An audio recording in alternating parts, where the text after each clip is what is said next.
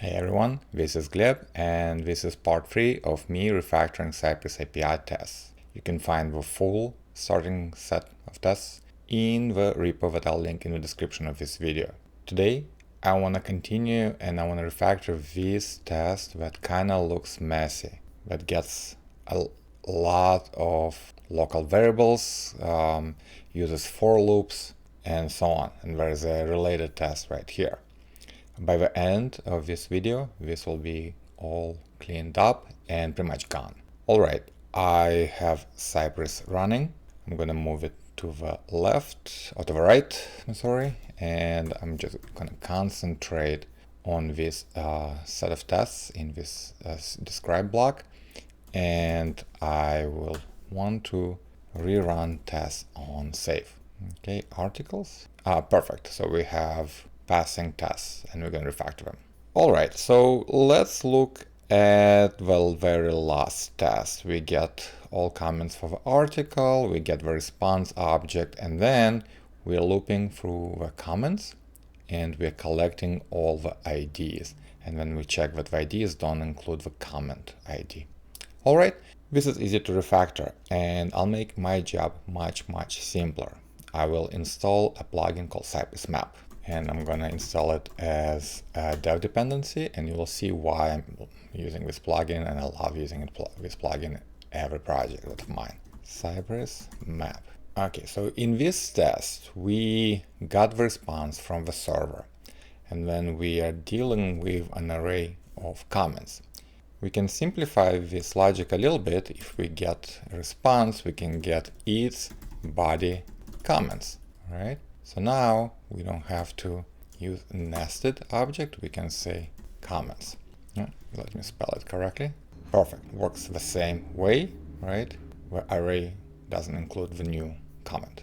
Now notice right here, all we do, we take each comment and we map it to its ID.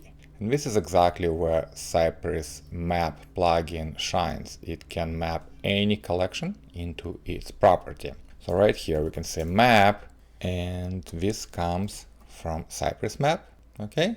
And the property we want to extract from each object in the current subject collection is ID.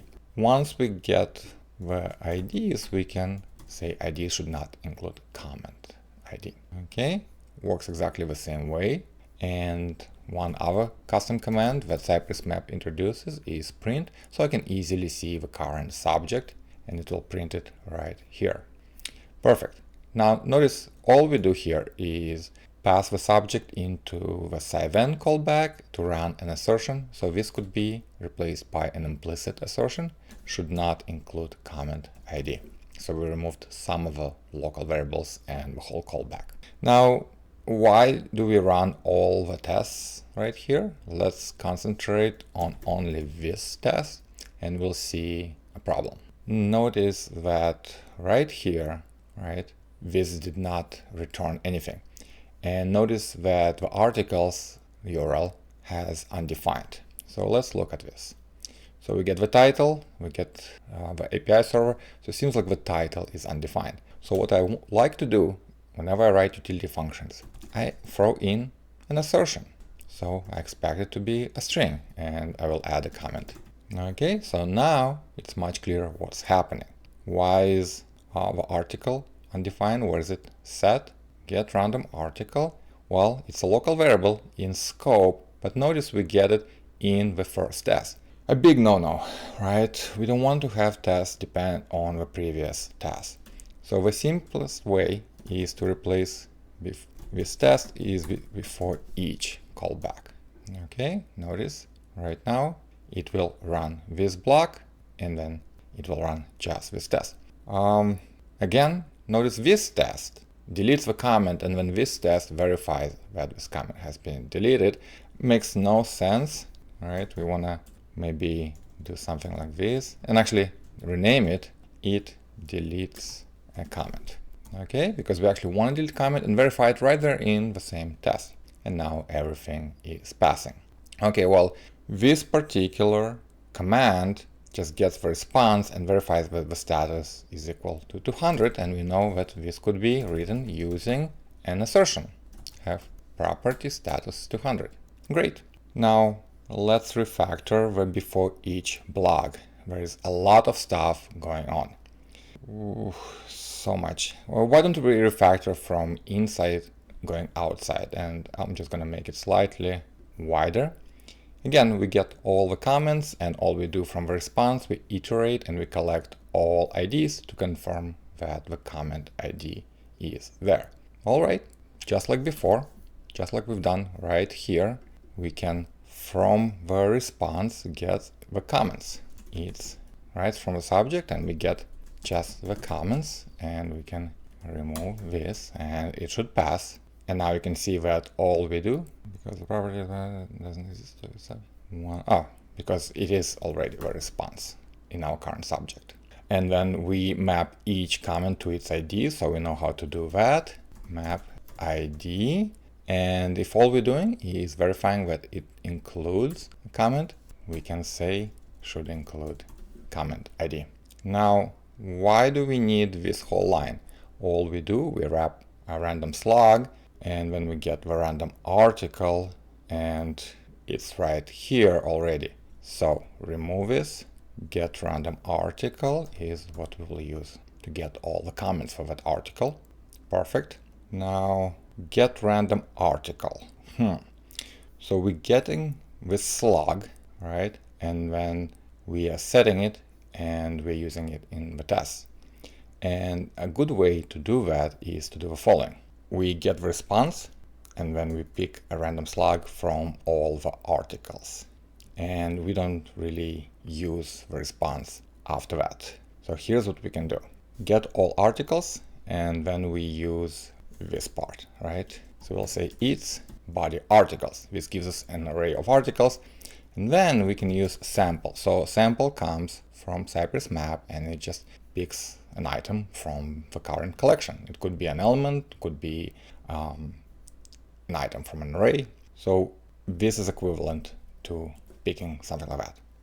And all we need there is a slug. So we can say is slug, and we can print it. And we can just say should be a string, so we see it right there, and we assort it. And that's a slug, and we can just say it's a slug. Okay, let's see if this works. It still works. And when we use this slug right here, we assign something to it. So the way I would do that, I would avoid using a local variable. And the way to do that is remove it, get the slug, save it as an alias, let's say random article. Okay.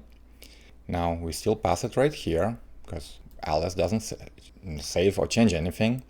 So random slug, slug, slug. Okay. And now we need to make sure it works in the test. Because we saved it as an alias, okay, we can use it directly. We can use scikget, or we can use this property, right, like this. Okay, so every alias will be available in the current testing context if you use a function. Not the function error, but a function. Comment ID, we can do the same thing. So right here, notice all we do from this response is to use the comment ID. So we can say its body comment ID should be a, I think, number, right? Because we say numbers, okay? And we can save it as an alias, and we can even pass it right here, so nothing changes inside the function, but no longer we need this variable. And anywhere we use it, we just use this and the alias name as a property of a test context or test context object. Okay, number is undefined. It should be like this, should be a number.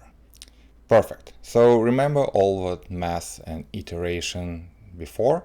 Now it's a single pipeline that takes the result of API call, gets part of it, picks a random object, gets a property from object, confirms it, right? So it's right here. Then it makes more comments using the same article and comment ID, saves those values so it can be easily used inside the test. And the cool thing, why I like Cypress chain of commands rather than for loops, if I want to debug something, I'll open my console and I'll just click, and I can see what, for example, I got from the previous command. I see each assertion. I can trace the requests that were done. Again, the responses, right? What the value was there, and so on. So to me, this is much clearer, point-free programming style, where I'm using chains of transformations of the current subject to get everything I need, and I use 0 local variables to minimize the chances of errors.